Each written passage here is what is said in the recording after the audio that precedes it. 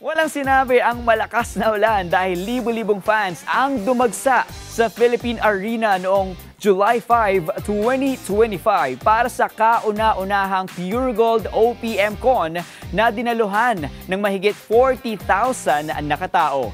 Ang Philippine Arena ang itinuturing na pinakamalaking indoor arena sa buong mundo.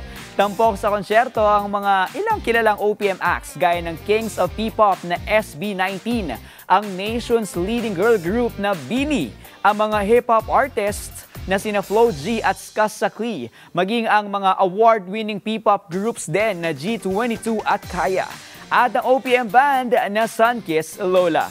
Nang gulat at nagbigay rin ng espesyal na pagtatanghal ng mga surprises o mga surprise guests na sina James Reid, Yang Constantino, Mayonnaise, I Belong to the Zoo at OPM icon at singer-songwriter na si Rico Blanco. Bukod sa mga performers, spotted din sa audience ang aktres na si Bea Alonzo na umani ng pansin mula sa fans at kapwa celebrities sa arena.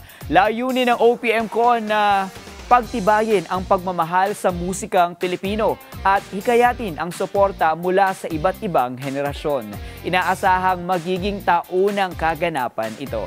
Ang OPM Con ay isang gabi ng musika, alaala at pagkakaisa na mulit-muling babalikan ng bawat pusong Pilipino. At kung ang tagumpay ng OPM Con ang basihan, tiyak na mas maliwanag pa ang kinabukasan ng OPM. Ang kanilang experience na gaya nito ay hindi umano ito malilimutan ng maraming fans na dumalo sa nasabing palabas. Isa na namang record-breaking ang pinatunayan at naiset up sa Philippine Arena at tinagurian itong the new home of all OPM.